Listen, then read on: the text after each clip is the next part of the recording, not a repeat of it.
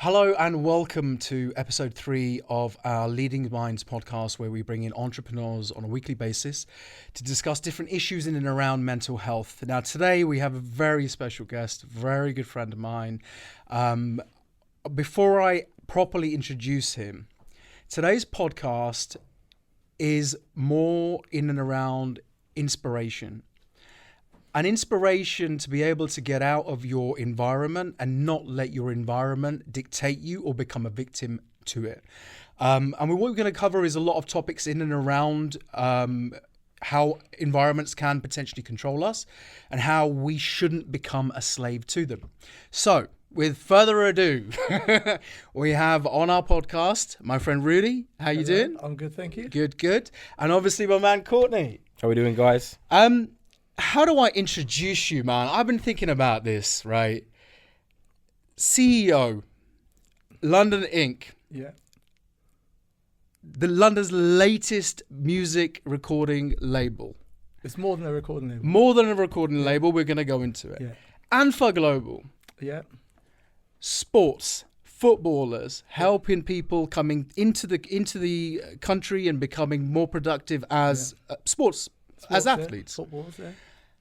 You're in sports, you're in music, you're in publishing, you're in advertising. Rudy, what is it you don't do, man? I got a finger in every pie. You've got a finger in every pie. It's the best now, way. Multiple streams of income. Well, there we go, right? Now we're going to go into your background, and your background isn't conventional. No, not at all. And we're going to talk about where you were and where you've come to. Yeah. Now, we normally start the podcast with when we first met. Yeah. Now, let's put it this way. I've seen you at your lowest. Yes, you have. And I've seen you now at your highest. Not yet. Not yet. That's what I wanted to hear. We're on our way exactly up. We're on our that. way up, yeah. And you've been an inspiration to me. So let's dig deep into your background, right? You won't, obviously I can talk about where you've come from. You were heavily involved in drug dealing. Yeah. You were in prison for a while. Half of my life. For a while. Yeah. And then let's start off with your background, your environment, when you first kind of got involved in that area and that kind of lifestyle. Okay. There's nothing really conventional about the way I got into it. I come from a good background. I've got family in politics, family in the military. We're from Ghana. My family, a good family. My dad's a chartered accountant. My mum worked in care. My brothers and sisters own businesses. We all have amazing qualifications. Even me, I have loads and loads of qualifications. Nobody in our family was involved in crime. I decided that it took my dad a certain amount of time to make money, and I didn't want that. I want it now. Want it now. And I realized that I can buy and sell anything. So from school, I would get my dad to go to Macro, the wholesalers, buy boxes of crisps, boxes of those little packs of biscuits, put them in a rucksack, take them to school and sell them. And I realized over time, started selling other things. And then by the time I reached 16, 17, I was like, hold on, I can do this with anything. And them lot are selling drugs. Why don't I sell them the drugs that they're buying? I just need to find the plug. I went and found the person who had the main bulk, and then I sold to the guys on the road. I never wanted to be a road guy. I always want to be a boss. What was the trigger for you? What was it? What did you see around you within your environment that? I wanted things that my mum and dad would not buy. Not that they couldn't afford it, they wouldn't buy it. When everyone was buying Air Max 95s and all these other, my mum and dad were buying me high-techs, and I was like, no. And I had lived in Ghana, so I came here and I had the accent. I didn't want to be that African kid that had all the rubbish stuff, the short jeans, the short trousers for school, tight stuff, because they are economical. Their money goes back to Ghana to build hotels, to build houses, their foundation is Ghana. It's not here. So it was a cultural thing. Yeah. That led you to that road. I wouldn't say it was a cultural thing. It's just me wanting everything now. Yeah. It was, for me, it started off with not being greedy. Nothing was enough for me. I just wanted more, and it led to the stage where even having millions of pounds was not enough. I needed to have tens of millions. I didn't want to be a drug dealer on the roads. I wanted to be the biggest drug dealer on the roads. I didn't want to be a drug dealer that goes around collecting 10, 20 grand here. I wanted to collect millions here and there. That wasn't my thing. So what was the transition from saying, well, okay, I want to subsidize what I can't get, to I want to be the best at this, or the biggest at this? I always wanted to be the best at everything I did. Everything. I had this mentality because of my family. My family in Ghana are called King of Kings. When you have to live up to that name. Yeah. And if you're an older Ghanaian, they know who my family is. I don't need to explain. Yeah. They know King of Kings. And from that point, and I grew up in that. So I was sent to Ghana when I was a really young kid and came back for school. So I grew up in the midst of everyone, everywhere I go, King of Kings, King of Kings. I come to the UK and we're like normal people. And in my head, I'm not normal. So why I used to say to my dad, why are you living normal? We've got money. Why do we have to live normally in the hood with all these other people? Why are we like this? And my dad was like, this is how we save our money and do better and stuff like that. So that conditioning, because we were talking about this last week, right? Is that conditioning of, okay, I've got to do things in a certain way, right? That conditioning obviously played a massive part in what you had to, the way you acquired things. Yeah. Right? It was always a double fight for me. So I had my family name and my family on one side and the roads on the other side. So I might be getting into crime and drugs on one side, but I had my first job when I was 13, working in a shoe shop. So I would have a job. I was that kid that always had money. Yeah. And people would assume it's from my parents, but it was from working, hustling. I always had that hustler mentality, always. And I used to see other people around me that I grew up with. To me, it felt like they were pretending to be hustlers because you are not trying. If you are hustling and not making money, you're not trying. Yeah. What's the point? Go and get a job, bro. Don't make no sense. Go and get a job. Go get a proper job. Get an education and get a proper job. Because hustling ain't for you. So there's a commitment to the hustle. You've got everything I do. I'm committed. You know me. Yeah, so yeah. I put 100% in, 110% in everything I do. I don't care. It's all out. At your peak, when you were involved in drugs, what did that look like? Okay, it's in public information. So at our peak, we probably did 1.8 ton in a year, just over a year. In just over a year. In just over a year. So if you know the numbers, you know the numbers. But we had a lot of money. And what did that mean to you? I felt like I was the man. I actually thought I was like untouchable until I got nicked. Really? I think for the viewers, I think we should have a ballpark figure out there. All right. I got nicked on one case, and there's 44 million pounds worth of drugs. That's nuts. Yeah. So that time you felt top of the world when you were doing it. Top of the world, untouchable. Was there any guilt, remorse, or any other feelings that you were feeling at that time? None. So the money was the driver. The money, the power, everything that you see in the films. This is my idol for years was Scarface in Tony Montana. Tony Montana. Tony Montana. Literally to the point where I used to call myself Tony. Are you serious? I used to call myself Tony. Like literally, that was my guy. He worked in a burger van and went to be the king of Miami.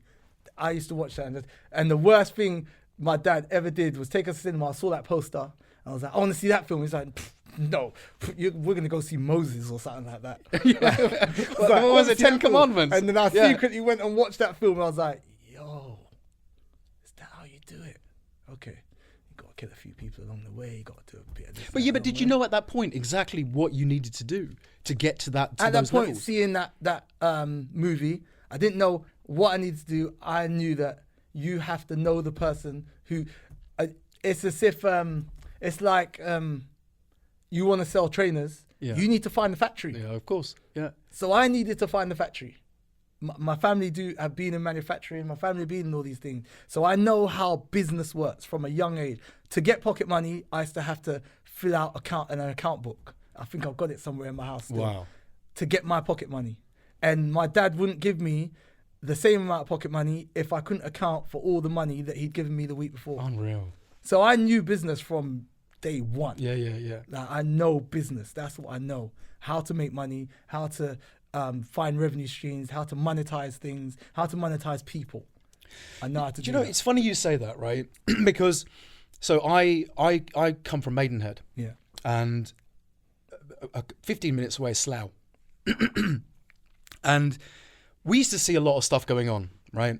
And it's funny because when I look at all these people and they've made money from nefarious ways, they've all kind of, I'm listening to you and it's resonating to me how they were. Super clever. Super clever. Genius. If they were in a different environment, these kids would be going to Harvard, Oxford, Cambridge, right? Yeah. But because of conditioning and because of their environment, they have no choice. The hustle is strong in them. Mm-hmm. The business acumen that they have is out of this world. If they went to these universities and had the opportunities to go to these universities outside of their environment, they would excel so much. It's and it's unreal. also picking. So people are always talking about role models. Yeah. We pick our role models. We do. We pick our own role models. Yeah. So you could have a pastor. Yeah. And you could have a drug dealer. Yeah. You pick the one that touches your soul. Yes. That pastor. So my dad is an amazing role model for hundreds of people. My dad sent people to universities across the world, brought people to the UK, found them jobs. He's a role model for loads. People cannot believe that my dad is my dad because they're like, you are just so different. Yeah. Because what I saw in my dad was not the hustle. What I saw in my dad was not getting it now. Yeah. My dad was long-term, have it planned, put your money into stocks and bonds and we will get it at the end. Yeah. No, I want it now. So my role model was not him. My role model was the biggest drug dealer I could find in the ends and be like, and he ain't even doing it correctly. Like, my man's driving a Fiesta. My man's driving a Bentley or something. Like, what? If we're going to do this, we're going to do this. Yeah. Oh, he's driving a Gucci. He's wearing a Gucci. Like, my dad wears a Rolex. Like, I can get Rolex. Yeah. Like, come on. Like, the guys, pushing I saw it, they those weren't boundaries. doing Yeah. it properly. Yeah. So when I found a real, so at the age of 17, I met someone who was properly in this game, who is a figure in this game, well-known person within this game. And he's a well-known person. He had a lot of power. Unfortunately, he died recently, but we'll get into that. And I met him and he set me on the path and he saw something in me and just said, yeah, you're going to smash this. This is for you. There's obviously a lot of bonds, a lot of loyalty, but there's probably obviously a lot of disloyalty. A lot of disloyalty. And I can imagine that you've probably been in situations where, you know, it's not been fun. I've been You know shot. what I mean? I've been stabbed in the head. Been shot in the leg. I've been stabbed in the leg. I've been hit over the head with bars. Been set up where I'm sitting in cars and people have run up to the car and shot into the car, missed me, hit my friend. It's the money breeds a different type of hate. Jealousy. Jealousy. It breeds a different type. People will take your life for a kilo, and a kilo is, people will take your life for an ounce. Yeah. And if you're working out an ounce to us is about £450. Yeah. To them might be £1,200. You want to take my life for that. But at the same time, we might take your life for an ounce. We might give you the ounce and you might not come back. Yeah. And we are not brushing that away. We're saying, we don't even want the money. The £450 don't mean that. But your life, we'll take your life. And that's how people don't understand what they're getting into. Yeah. They see the glamour of it. This game, Yeah. I've been in this game I'm an old guy. I've been in this game. I'm an old guy. I've been in this game for at least 30 years, yeah? I was in the game for 30 years straight, yeah? And I did 21 and a half years in prison from the age of 17, yeah? So the actual times we spent on the streets living life was very small amount of time. But we lived our best lives. So I'm living that life for those little amounts of time. A year here and there, 18 months, longest period of time I spent out is probably now, which has been nearly 4 years. Yeah. Do you feel though now? It's interesting what you say. You are living your best life then, or what you thought was your best my life best now. life. Because now I'm living my best life. Now you get to walk around. You don't have to look over your shoulder. Nope. You're enjoying life more. Yep. You can travel to countries. You know, you're not having people watching. People run up to your car Yep. and trying to kill you. You know, here's a point. So you're talking about you know, all these incidents that happened, right? Why did that not deter you from what you were doing? All right, the first time I went to prison, I did 4.5 years in prison. Yeah. And prison is not a deterrent. Prison teaches you to be a better criminal. You put me in jail, so I went to prison for a serious offense, attempted murder. I went to prison and they put me in an adult jail, Brixton, on the adult wing with criminals that are hardened gangsters. Yeah. They want to look after me. By looking after me, they teach me more things. I'm like, really? You can make money from doing that? And you can make money from doing that? How much do you make from doing that? Okay. Oh, you haven't got a link to buy this. I've got the link. I can, yeah, don't worry, when we get out. So you're just giving me networking capacity. Yeah. You're teaching me new skills I didn't have. So every time you're getting punished, Every you're time getting you send me to educated. jail, I get more links, to the point where you send me to jail and you put me in a jail with Colombians. I now have direct access to Colombian drug dealers, cartel guys who are in prison with me, who like me, who've taught me Spanish, and now we are good to go. So it's just fueling you. It's just fueling me. constantly I fueling used to you. sit in my prison cell and go, the roads ain't ready for me. Like literally, we look in the mirror, they're not ready. Wait, like, God, what? I'm not thinking, oh, I'm in jail, away from my kids, suffering. I'm thinking, wait, suck it out. How long till I get out? 2 years? Okay, 2 years. I'm gonna plan this out. Who do I need? I need my man. I need my man. I'm gonna get my man who lives in Scotland. I'm gonna get my man who lives in Birmingham. We spread the thing around. Oh, I'm gonna collect this amount. I've already worked everything out. I get out. So it's like it was I'm more running. like a retreat. It's like, yeah, I'm chilling for a little bit. Nobody's really trying to kill me right now because you put me in a jail somewhere where no one knows me. It's all good. It's all good. Yeah. So it's constantly educating you, constantly fueling you. You're sitting there thinking about this life that you're living, these little snippets of being able to be, like you say, the king. Right? And then people will come to prison that know of you or seen you outside. Yeah. And it fuels you even more. They're just gassing you up. So it's your ego. It's your ego. They're gassing you up to everyone else. Everyone else is now saying, yeah, my man, if you need something, my man, this. I always say, I've met quite a few politicians in my new life. And I always say to them, what you lot are doing, putting people in prison, not rehabilitating them, all these things, it's not changing a thing. Each individual person will rehabilitate themselves, and there'll be a moment that everything will just, it'll be like all the curtains falling, and they'll see the light and be like, yo, this ain't for me. And that's what happened to me. So this is exactly what I want to touch on now. £40 million worth. Mm-hmm. You go to jail. Yeah. You've just talked about how being in jail fueled your ego. Mm-hmm. You talked about how it almost fueled everything that you were doing.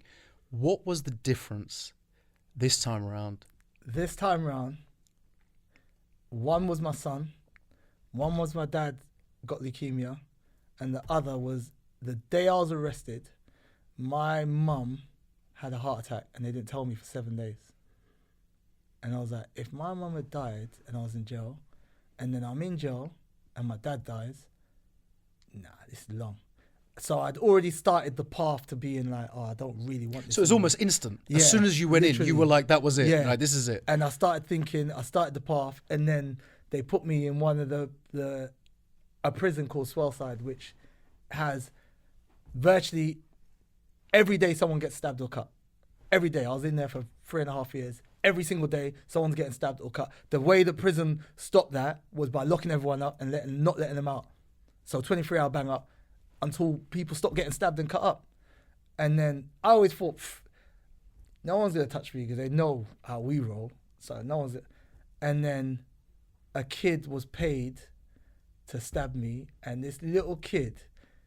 You know, you watch the films and it's always this nobody kid, this little scumbag kid, Just an absolute nut. Like, I swear to God, I've never noticed him. And when I did notice him, I used to say to him, "Are you all right? Do you want some noodles? Or do you want?" Yeah. Because I used to think, like, this little, what are you doing in this prison? Like, you are going to get terrorized. Yeah.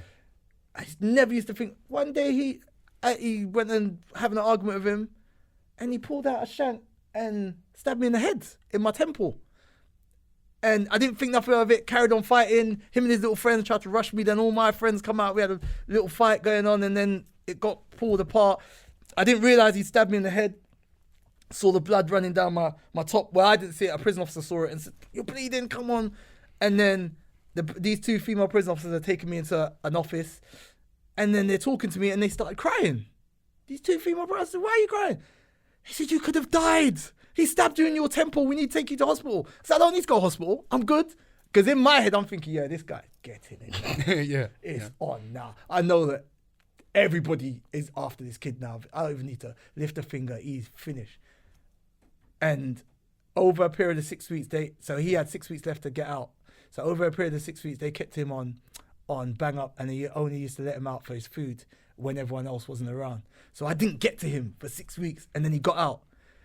But by the time he got out, I'd come to the realization that I actually could have died. Imagine dying in prison. Forget that this little scumbag kid that is a nobody did it, because I'll be dead. So it doesn't matter who did it, I'm dead. But my kids have no dad. My mum has no son. My brothers and sisters have no brother. My dad, who's suffering from leukemia, now has to get the thing that his son's dead. I was like, yo, literally in that time I went, I'm done. I'm done. How did you keep yourself away from those influences in and around you? Because obviously the same people were still around you. I always used to, so even though I was doing whatever I was doing, I always was doing legit business on the side. Always had legit businesses going on all the time, whether it was in the club industry, the music industry, clothing industry. I always had legit businesses. I would hustle my legit businesses as hard as I hustled my illegal businesses.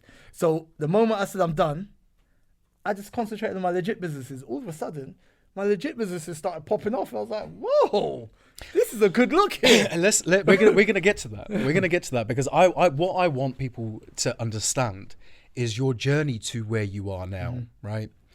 So you painted the picture really well, right? Your life's on the line. Family issues played a massive impact on you to be able to think, okay, this is it. I'm done. I'm done. When you came out of prison, how big was the temptation to go back? My plug, who I'd known since I was 17, was there. He got out before me. He linked me, give me money, like, let's get back on this. And I thought, oh my days. I said, I just done 11 years in jail.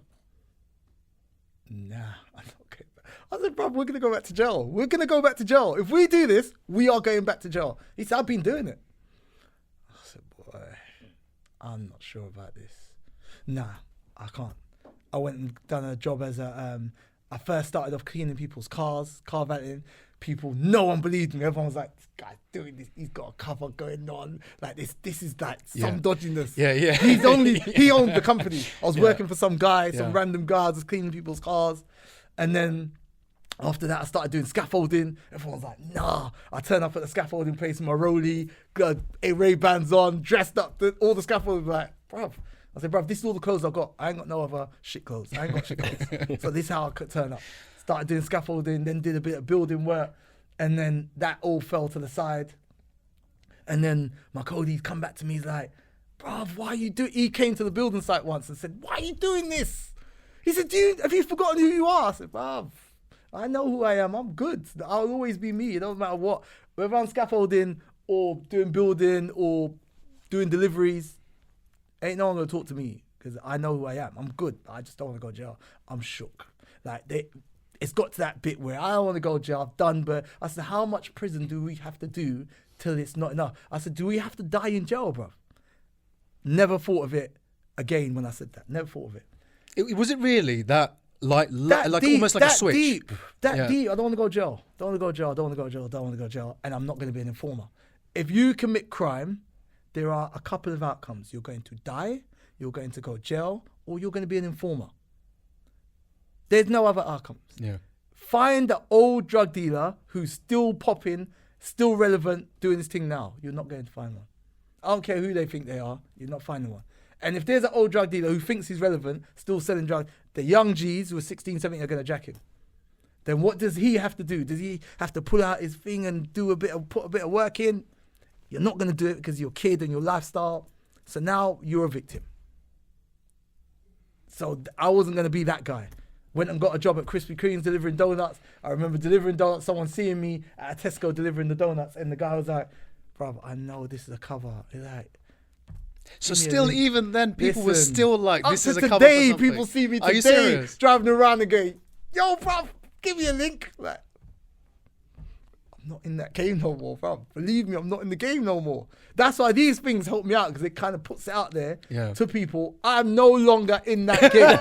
Like, you heard it here. I'm no longer. I am the face of a hedge fund. Like, hedge fund. We're talking a lot of money. I no longer need to be doing that stuff.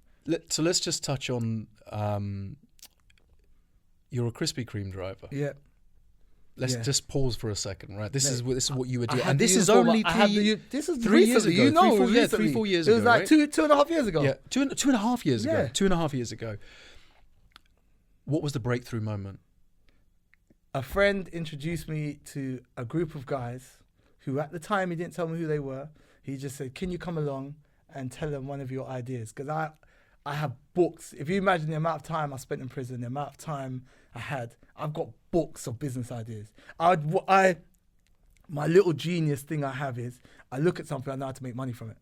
Doesn't matter what it is. Just show me it, and I'll say, "This is how we can make money from this. This is what we can do. This is what." And so I'd write it down. In prison, I had books and books and books. How to make money. This different way, different. So he said, "Look, I know you got it. You got an idea that they'll love." Went to see them, thought about it. And at the time, a family friend had died who was a footballer. And I was like, okay. And that guy's brother had always wanted me to get in the football game. He said, "Brother, you can do this management of players and agency." Brother, I don't even like football. I don't even like football. I don't know about football. But off the back of that, I had an idea, a little spark of an idea. But even within me, I thought, this idea is not going to work. Because the amount of influence you need for this idea to work, I'm not going to meet these people. Just was that to do with your self-confidence, or was that really the belief of what you thought about that product at that moment in time? I've just come out of prison. So I'd been out of prison 6-8 months. Yeah. And I'm having ideas that within myself, now being a normal person, I feel like it's too much. Whereas you didn't believe it. I didn't believe you were it, coming because out in my with these criminal ideas. life, nothing's too much. I can have anything I want. Yeah. If I want a private jet, we know how to get it. We're Yeah. going to sell this amount of boxes, we're going to get a private jet. We're going to sell this amount of boxes and get a Rolls Royce. I knew how it worked. But in legit life, I was like, all right, I need to do this. I know how to make the money from it, but to actually make it work, I need influence and I need that network. My network is criminal network. I don't know how it's going to work. Luckily, my friend, he introduced me to these guys. These guys ran a hedge fund. These guys are part of an Arab royal family. I didn't know this. I've told them the idea. They've gone, "Oh my God, genius." What was the idea? ANFA, Okay. the African Nations Football Association. And what ANFA does is it has football academies. So we franchise football academies across the world. And these football academies will all be exactly the same. So the curriculum, everything. It doesn't matter if you have a football academy in Sierra Leone or you have one in Manchester. We will teach a British level of education. So everyone leaving that football academy will leave with an education. And then we will also give you the chance to play in Europe. So that it has the academies, the agency, and a football association. The academies train young players and look after young players and bring them through the system. And the agency represents them and other ethnic or African players around the world. And the association fights for them. The idea of ANFA is to bring ethnic minority and African players to a table and a level that the Europeans and the rest of the world respect. Because at the minute, we are a commodity. They go there, they find a young player who's amazing, give their family some type of chump change, if that, bring them to Europe, train them, play them about, and then get massive amounts of money for it, which the young player doesn't usually see. I mean, this is a topic that and you've been so influential in this. I mean, it's what, three countries, 4 countries? Yeah. Well, how many countries are we in? Yeah.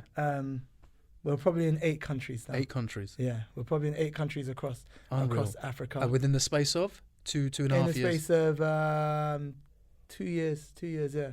I mean, this is a we've topic been speaking in itself, to Sri Lankan football federation, the Pakistani football federation, the Kashmiri football federation. We might even be creating a new league for Kashmir, Australia, America, Venezuela, Argentina. There are black and ethnic minority players throughout the game across the world who need support. Just from the England game, you see what they need.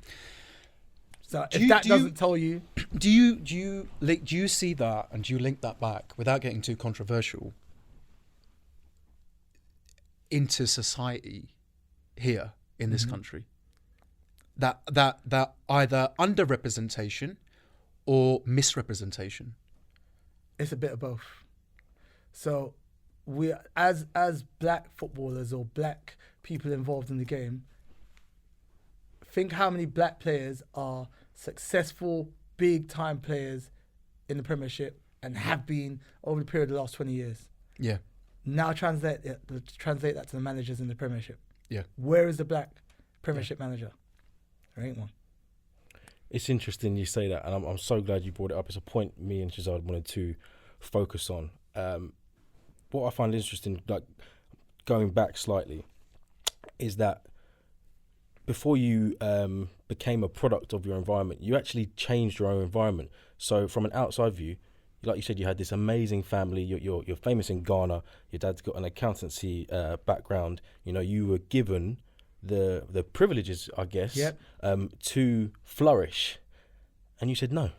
I want to do it like that. Mm-mm. And then you get into the drug game. You're earning all this money. The interesting thing for me is what I want to know, and no doubt that there would have come a time where you had this epiphany and you'd be like, I'm done for whatever reason. The most interesting thing for me is if your dad hadn't got leukemia and your mum hadn't got a stroke, do you think in that specific moment in time where your head was at, that didn't happen? I'll be in the game now. Really? I'll be in the game now. I'll be Really? driving. What is everyone driving? I'll be driving the Urus right now with some mad number plate on. With a bulletproof vest on. I love that honesty. Carrying my thing, saying, yeah, it's on. This game is on. I got this. I'm going to do this till I die. I'm going to do this till I retire in Colombia and then be sending it from Colombia. Would you say now, with the current mindset that you have, because no doubt you would have learned some incredible business skills being in prison and doing in the game you was in, has a lot of that mindset still carried over into the legitimate businesses? In the legitimate world, what people don't know who are on the roads, the legitimate world is harder than the roads. The reason why we choose the roads is because it's easier. Mm. We don't even know that it's easier, but it is. The legitimate world, they are snakes, vicious. These people will backstab you and con you and rob you without a blink of an eye, because in their world, you're not going to kill them. You're going to sue them. Yeah. In our world, we're going to kill you. You're going to kill me. The repercussion is instant, gone, you're finished. In the legit world, they're like, sue me then. And they don't know me, so they don't know my background. So I'm looking at it from a totally different view. I'm in the boardroom, and the guys around me have to go, you chill, because I'm saying, bro, you don't know me. You will go in the boot. We talked about this before, talked about right? this. We talked about how that hustle and that road attitude in the boardroom, right, actually works in your favor. Yeah. Right? Because I think a lot of the time in business, people try and emulate somebody else in business, right? So you've got this whole copy and paste attitude, copy and paste, right?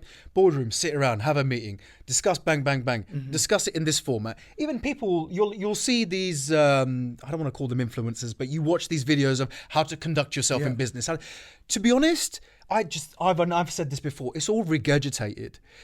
What I suppose, coming from that background, what you're bringing to the table is actually real. It's real. Raw. The principals of my hedge fund love the way I work so much. They put me in front of everyone. They've done it in such a way that now, if you want to speak to a hedge fund, you speak to me. They love it. They love the fact that they put me in front of people and people are like, you represent a £1 billion. I say, yeah, I'm black. Got tattoos, and I speak like this. But you want our money. So now let's get to it. I'm not going to be going, oh, so we need to do this. Exactly. And we need to, exactly. That's not me. And they like that. They will do that bit later on, down the line. If you get past me and you get to meet them, you can do all that businessy stuff. But right now, I'm here to vet you because I'm not putting you in front of my principles for you to ask them for money and for it to go pear-shaped. And I take it all personal because I'm always going to be that guy, innit? Yeah, that's right. I was in that game for over 40 years. I'm going to be that guy. So you're going to be doing deals the same way. Exactly the same way. If you put me in front of Bill Gates, I'm going to sit there and talk about Microsoft and say, boy, fuck with me, I'm going to fuck you up. Real talk. It's just how we roll. So let's come back to Anne for a second. When you started getting traction off of that, did you take a second and think, oh, wow, okay, I'm in the legitimate world and I'm actually achieving something here? And how did that feel? It was very, very strange. Yeah. When it started picking up traction, because it started picking up traction and at the same time, we launched another business. And then that business started picking up traction. And then random people started getting in touch with me that I'd be like, blah, blah, blah, OBE, blah, blah, blah, MBE. This person who's an MP.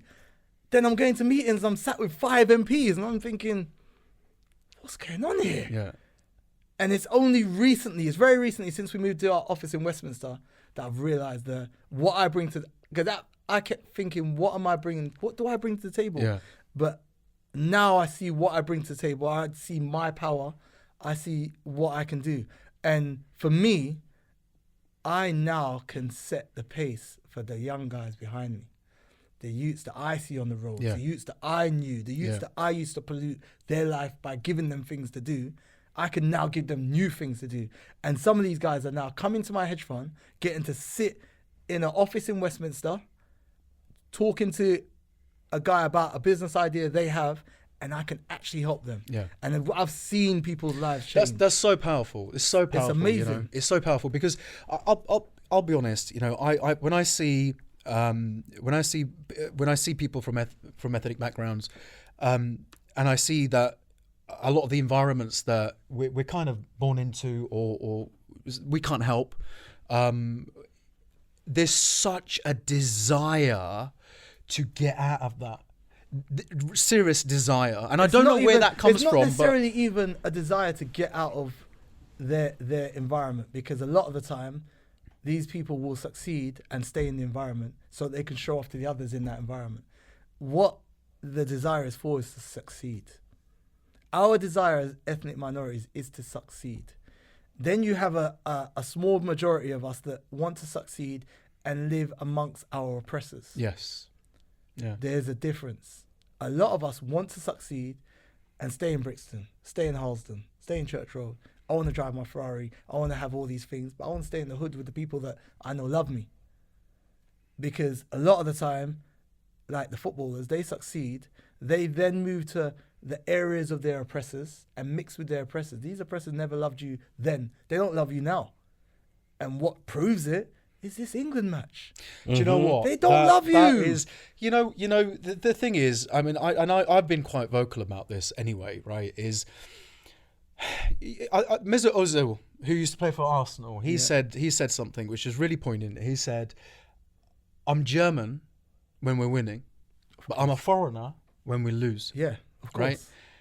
Now that mentality kind of flows everywhere. And we saw that 2-3 weeks ago when you've got, kids that, take Rashford as an example. He didn't discriminate against whose children he was feeding. Mm-hmm. Take Sancho, right? His background, his success has been completely due to a multicultural society, right? And take Saka. I mean, the kid is 18 years old. Yeah. 18 years old, right? I mean, where does colour come into it? Where does race this generation, come to be into honest, it? this generation, for us, for the younger generation, colour doesn't actually come into it. It doesn't. Mm-hmm. It's That's your environment and the community you come from. You could be black, Asian, Chinese, white, and come from Brixton, and you're a Brixton youth. Yeah. It doesn't matter. Like, wherever you go, they're going to see you as a hood youth. It doesn't matter the colour. Amongst them, the colour doesn't matter. It's the older generation and those that don't come from the urban communities. These people that live in Windsor, these people that live in Hull, that look at it and go, oh, that white guy, why is he hanging about him? That's where the racism comes from. So you'd imagine that at some point that would be phased out. Nah. I don't think There's it too will many either. of them. I don't think it There's would too either. many of them. Do you know, there's always an undertone. Always. Well, it's just waiting for that flash paper. England and the British Empire grew off this division. It's colonialism. It's not colonialism. going to change. Yeah, I mean, we there is a can degree of slightly colonialism. tap at the window and say, like, open a little crack, let me get in. They have a formula where if one of us succeeds, they then go, look at him, look what we've done for this guy. It's not macro anymore. It's microaggressions, isn't it? Yeah. It's not separate parts of the buses and separate places to drink your water from. It's not being called, well, online maybe, but I can't recall the last time I was in the street and someone called me a nigger. Well, I'll tell you what, in fact, it was a few years ago. I got called a black cunt in the street. It's not necessarily overt racism no more. Yeah. Britain has never been... Britain had a very short period of having overt racism, but Britain has this... underlying undercurrent, low-key, yeah. And what the majority of the population do not realise, it comes from the top. It trickles down. They set policy. Well, look at what Boris Johnson did. Absolutely, 100%, man. With Boris Johnson, with the Muslim women in burqas look like post boxes, and Priti Patel saying yes when they take the knee, boo them. Yeah. That's gesture politics. Exactly. Remember the policymakers of this country and this world are the people that set the pace for everyone else. And it happens over a period of time. I mean, if you actually look at, listen, if we start talking about something and we start saying, well, actually, you know what, I've said such and such. Oh, you shouldn't say that. And you keep saying it. At some point, that person is going to say, oh, he's said it again. And it just becomes the norm. I mean, I don't want to get into a religious conversation, but if you look at how Muslims were the enemy. Yeah. And then the newspapers were printing and publishing things. And then all of a sudden it became almost, you'd read it and brush it away because it just became the norm, that conditioning in society. You know what made me laugh? Do you remember a couple of years ago when they said that Muslim women shouldn't wear their burqas because it covers their face? Yeah. All of a sudden, COVID happens. We're all covering our face. We're all covering our face. We're walking into banks with balaclavas on. They're not saying a word. I saw a kid in a bank with a balaclava and I was like, if I ever did that a couple of years ago, get wrapped up. Like, look at this. It's become true, a normal... Man. It's true. You're not talking about the Muslims no more. Yeah, no, that's right. But when COVID is over and they don't have this issue to blur the light, watch what... It's going to come back. Listen, if we link that back to let's talk about the youth, right? And from ethnic minorities, I have to say I'm very, very proud of majority of the youth in this country and how they want to excel. I mean, a lot of kids that I speak to and mentor, they'll come to me with ideas, really good ideas, but they get to a point, and that's it. It just kind of stagnates. And then there's two roads, and you know one of them. Yeah. And the other road, a very small percentage of them make it. Yeah. Where do you think, right, is the issue? Because these are Bill Gates, Steve Jobs of the future. It's a glass ceiling, and unless people above that glass ceiling reach down and pull people through it, it's not going to happen. And how many people like us are there, and how many kids can we help? It's about role models. Come back to role models. They again, they need practical help. They need networking help. They need young entrepreneurial networks. They need all these things need to be put in place. Like, forget, you're teaching them how to bricklay, you're teaching them all these other things. These things are skills that they'll need for the future, and they're skills that they can always use. But a lot of these kids, that's not what is for them. That's they not are what fuels them. They are. That's they right. are entrepreneurs. You just need to find the actual idea or something that they have and build around that and let them run with it. The other thing is, I think culturally as well, we don't deal with failure that well, right? You fail once, right? I'm giving up now because I've failed at this. Tried it, yeah. I've tried it. It doesn't work.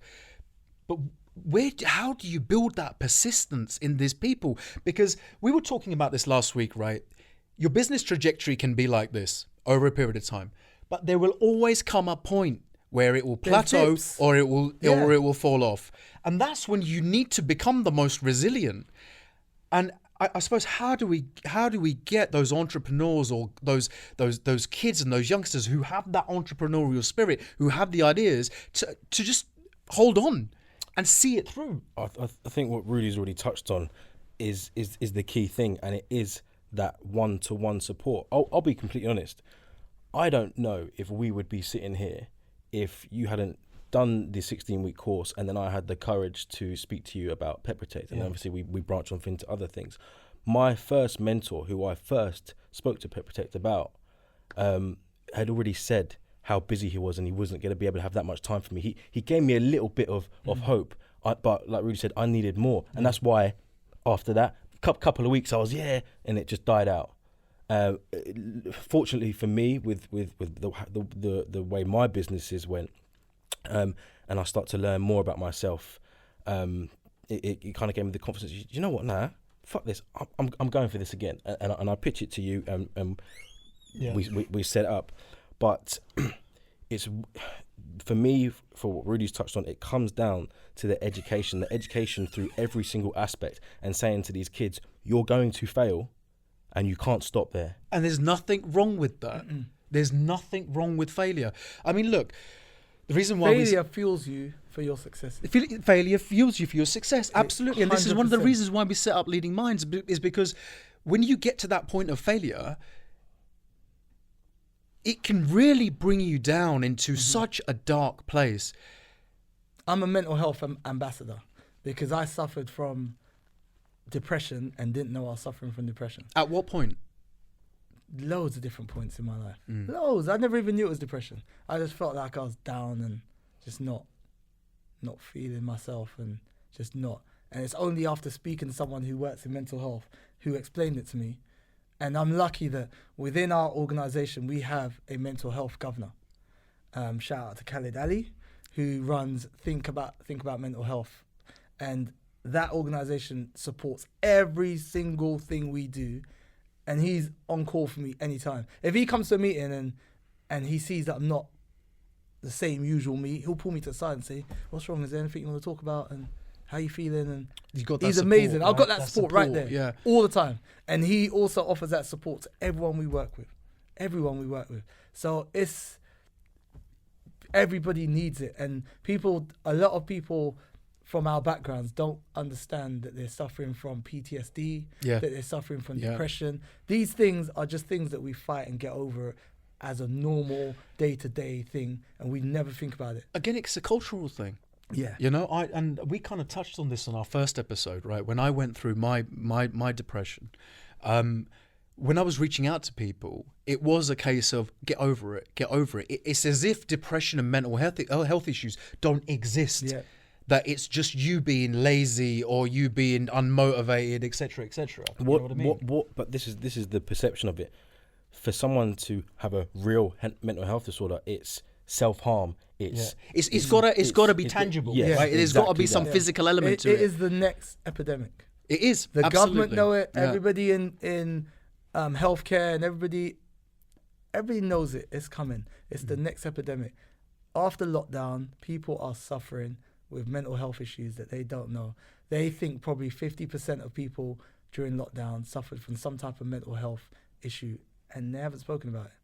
And what will happen is over time, it will recur, and then people are going to start hurting themselves. People are going to start not being able to go back to work. Absolutely. And won't even know why. Absolutely. It is absolutely. And entrepreneurs, especially, what we're trying to focus on, your one-man band, your SME, etc., the impact that it's going to have on those. This is why we hope we are able to provide that resource and reach out and say, right, okay, you know what? Here's your platform.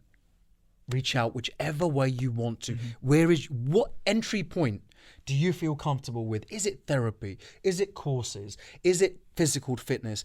People need this. Like how you've got Khaled to be able to just speak to, right? A lot of people don't have that. A lot of people don't have that, and they suffer and they struggle.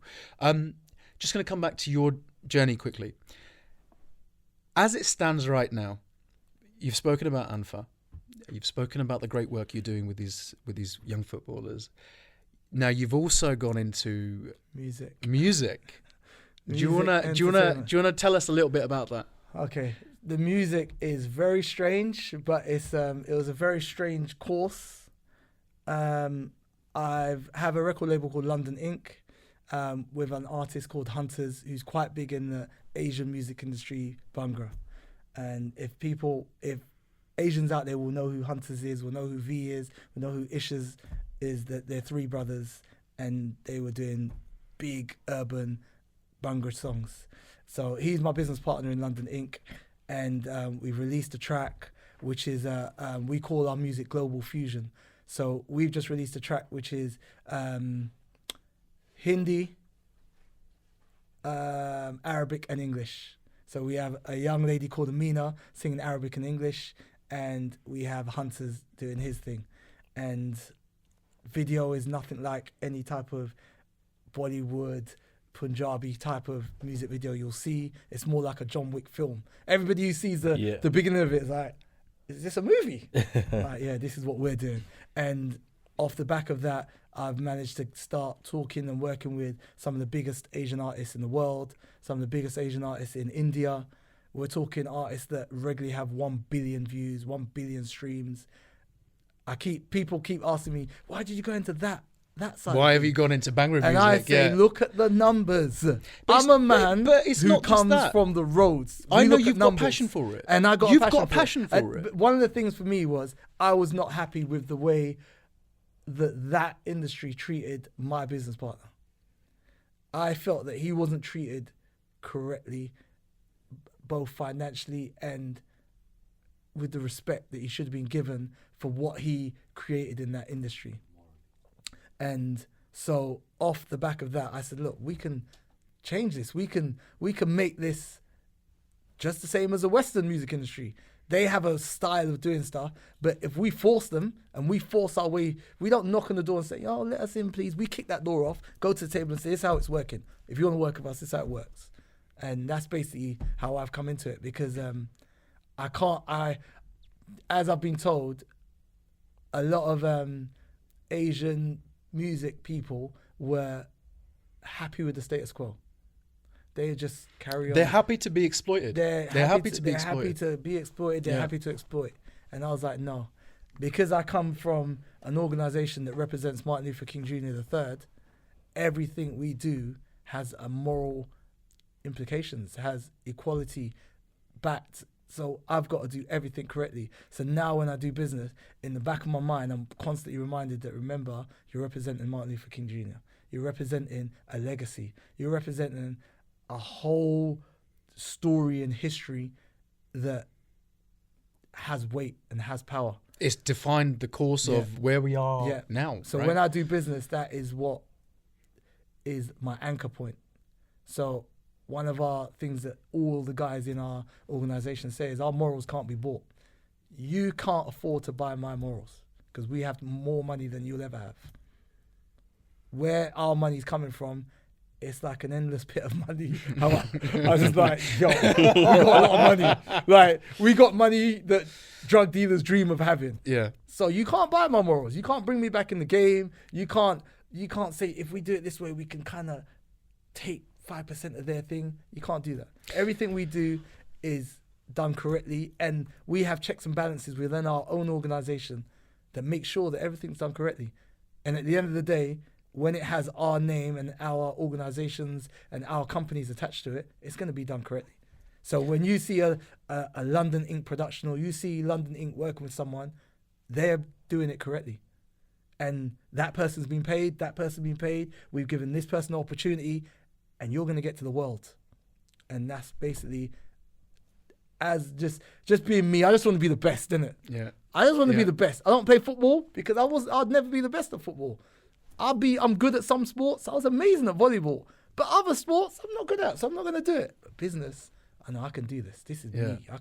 I can really do this. Do you know what? I've since especially over the last couple of years, Rudy's been a massive inspiration for me. Just seeing his journey and seeing where you were and where you've come to, I think is a real lesson to everybody out there. That your environment you cannot be a victim. Your environment does not dictate who you are. You cannot be a slave to it. No, Exactly. definitely This is the lesson here, right? I grew up in prison. Yeah. I lived in prison. The majority of my life was spent in prison. That doesn't mean I'm a prisoner. That doesn't mean I'm a criminal. That doesn't mean forever that's what I'm gonna be. I changed that because I decided to change it. No one decided to change it for me. You need to create your own opportunities. And when opportunities come to you, you might not even know where that opportunity, take them, seize them, and run with it and see where it goes. Because if you don't do it, and you're going to regret it for years. It doesn't matter what comes. I call you and tell you some of the things that come. I'm like, I can't believe I'm doing this. Because some of the opportunities that come to me, I might know nothing about it. But I have a team which I can go to and go, listen, we've just been offered this festival or this fashion weekend in this country. Never been there in my life, don't know anyone there. How do we make it work? And we sit down at the boardroom in Westminster and we go, boom, boom, boom, boom, boom. We need to speak to this person, this person, this person. Rudy, give this person a call. Oh, this person's going to call you. Boom, boom, boom, boom. Ooh, by the end of that session, we've got a plan. We're like, okay, I think we can take this formula and take it around the world. And do you know when he calls me and he tells me about these things, right?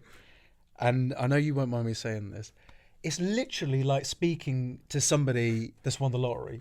Like, literally, the excitement in his voice about any project that he's worked on. Because half the time I can't believe it. Literally, it's through the roof. Like, he gets me all excited. I don't even know anything about it. Do you know what I mean? Like, mate, I just want to say, I'm super, super proud of you, where you are. You inspire me all the time. I think you finished on an absolutely perfect note. And thank you very much for coming on. Thank you for having me, It's guys. been amazing. It's been an absolute session. Absolute session. So that's the third episode of our Leading Minds podcast. Thank you again, Rudy. We hope you've enjoyed the content. Again, we hope it inspires you. And tune in next week for another entrepreneur and another story.